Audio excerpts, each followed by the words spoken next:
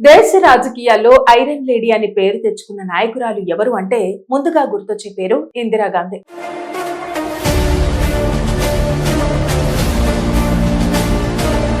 ఒక మహిళగా దేశాన్ని నడిపించడమే కాదు, యుద్ధాలు, ఎమర్జెన్సీ, అంతర్జాతీయ రాజకీయాలు ఇలా ఎన్నో సంచలన నిర్ణయాలతో భారతదేశ చరిత్రలో చెరగని ముద్ర వేసిన నాయకురాలు.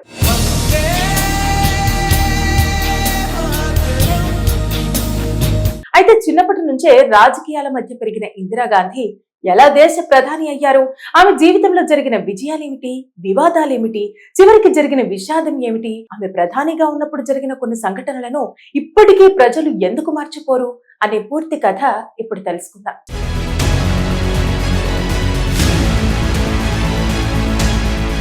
ఇందిరాగాంధీ 1917 నవంబర్ 19వ తేదీన అలహాబాద్ లో జన్మించారు. ఆమె తండ్రి జవహర్లాల్ నెహ్రూ స్వాతంత్ర్య సమరయోధుడు, తర్వాత స్వతంత్ర భారత తొలి ప్రధానమంత్రి. తల్లి కమలా నెహ్రూ కూడా స్వాతంత్ర ఉద్యమంలో చురుగ్గా పాల్గొన్నారు.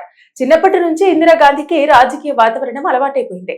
ఇంటికి మహాత్మా గాంధీ, నేతాజీ సుభాష్ చంద్రబోస్ లాంటి జాతీయ నాయకులు రావటం చూసి పెరిగారు ఆవిడ. తాకత్ యా యోగ్యత దేశ్ కే సేవా మే నీ డాల్ సక్తే.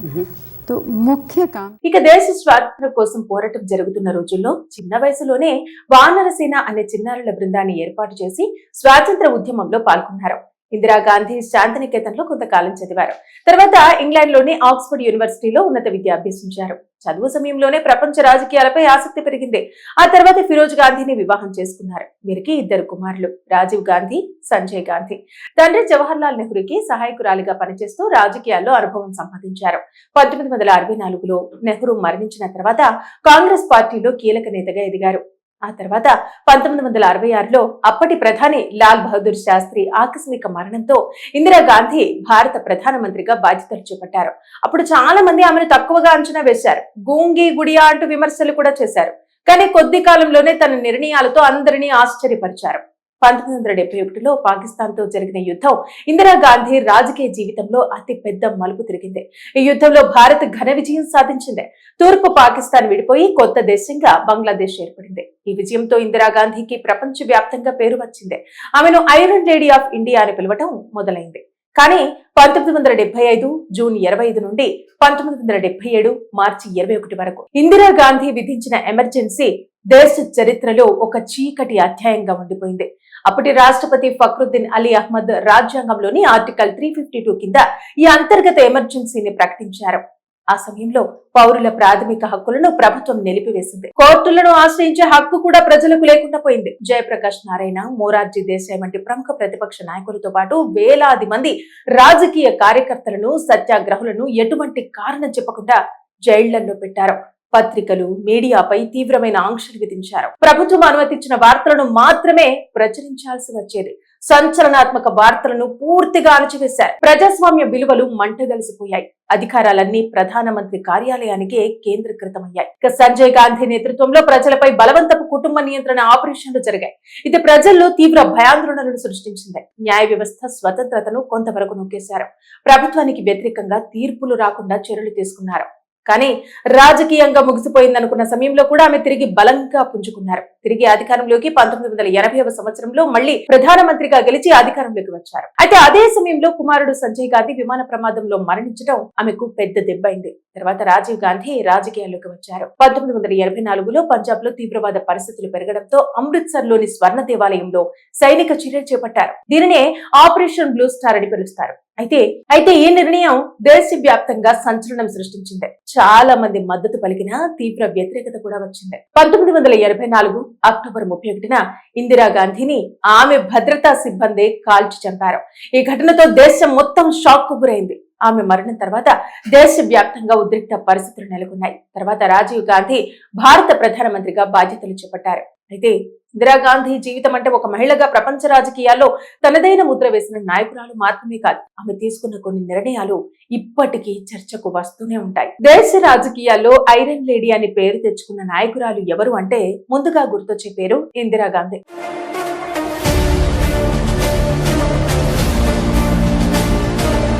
ఒక మహిళగా దేశాన్ని నడిపించడమే కాదు, యుద్ధాలు, ఎమర్జెన్సీ, అంతర్జాతీయ రాజకీయాలు ఇలా ఎన్నో సంచలన నిర్ణయాలతో భారతదేశ చరిత్రలో చెరగని ముద్ర వేసిన నాయకురాలు.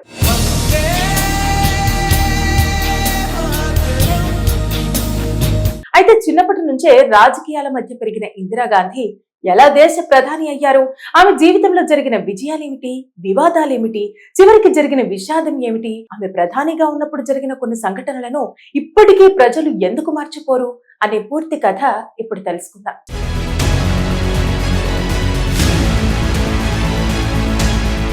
ఇందిరాగాంధీ 1917 నవంబర్ 19వ తేదీన అలహాబాద్ లో జన్మించారు. ఆమె తండ్రి జవహర్లాల్ నెహ్రూ స్వాతంత్ర్య సమరయోధుడు, తర్వాత స్వతంత్ర భారత తొలి ప్రధానమంత్రి. తల్లి కమలా నెహ్రూ కూడా స్వాతంత్ర ఉద్యమంలో చురుగ్గా పాల్గొన్నారు. చిన్నప్పటి నుంచి ఇందిరాగాంధీకి రాజకీయ వాతావరణం అలవాటైపోయింది.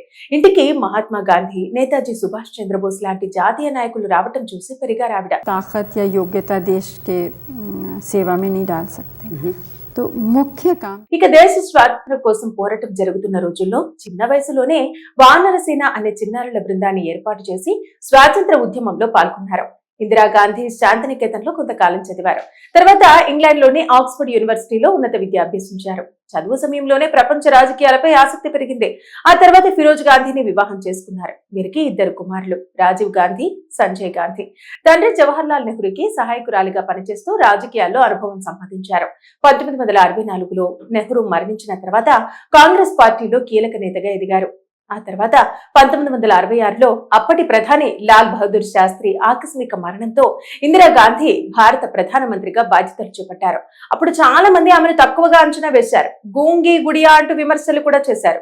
కానీ కొద్ది కాలంలోనే తన నిర్ణయాలతో అందరినీ ఆశ్చర్యపరిచారు. 1971లో పాకిస్తాన్ తో జరిగిన యుద్ధం ఇందిరాగాంధీ రాజకీయ జీవితంలో అతి పెద్ద మలుపు తిరిగింది. ఈ యుద్ధంలో భారత్ ఘన విజయం సాధించింది. తూర్పు పాకిస్తాన్ విడిపోయి కొత్త దేశంగా బంగ్లాదేశ్ ఏర్పడింది. ఈ విజయంతో ఇందిరాగాంధీకి ప్రపంచ వ్యాప్తంగా పేరు వచ్చింది.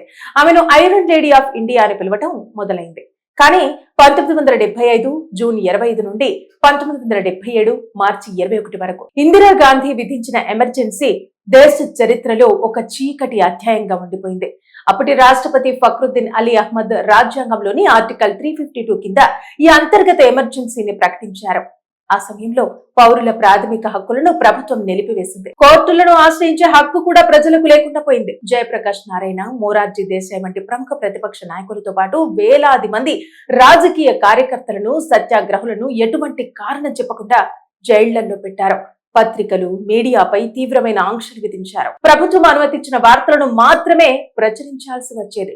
సంచలనాత్మక వార్తలను పూర్తిగా అణచివేశారు. ప్రజాస్వామ్య విలువలు మంటగలిసిపోయాయి. అధికారాలన్నీ ప్రధానమంత్రి కార్యాలయానికే కేంద్రీకృతమయ్యాయి. ఇక సంజయ్ గాంధీ నేతృత్వంలో ప్రజలపై బలవంతపు కుటుంబ నియంత్రణ ఆపరేషన్లు జరిగాయి. ఇది ప్రజల్లో తీవ్ర భయాందోళనలు సృష్టించింది. న్యాయ వ్యవస్థ స్వతంత్రతను కొంతవరకు నొక్కేశారు. ప్రభుత్వానికి వ్యతిరేకంగా తీర్పులు రాకుండా చర్యలు తీసుకున్నారు. కానీ రాజకీయంగా ముగిసిపోయిందనుకున్న సమయంలో కూడా ఆమె తిరిగి బలంగా పుంజుకున్నారు. తిరిగి అధికారంలోకి 1980వ సంవత్సరంలో మళ్లీ ప్రధానమంత్రిగా గెలిచి అధికారంలోకి వచ్చారు. అయితే అదే సమయంలో కుమారుడు సంజయ్ గాంధీ విమాన ప్రమాదంలో మరణించడం ఆమెకు పెద్ద దెబ్బైంది. తర్వాత రాజీవ్ గాంధీ రాజకీయాల్లోకి వచ్చారు. 1984లో పంజాబ్ లో తీవ్రవాద పరిస్థితులు పెరగడంతో అమృత్సర్ లోని స్వర్ణ దేవాలయంలో సైనిక చర్యలు చేపట్టారు. దీనినే ఆపరేషన్ బ్లూ స్టార్ అని పిలుస్తారు. అయితే ఈ నిర్ణయం దేశవ్యాప్తంగా సంచలనం సృష్టించింది. చాలా మంది మద్దతు పలికిన తీవ్ర వ్యతిరేకత కూడా వచ్చింది. 1984 అక్టోబర్ 31న ఇందిరాగాంధీని ఆమె భద్రతా సిబ్బంది కాల్చి చంపారు. ఈ ఘటనతో దేశం మొత్తం షాక్ కు గురైంది.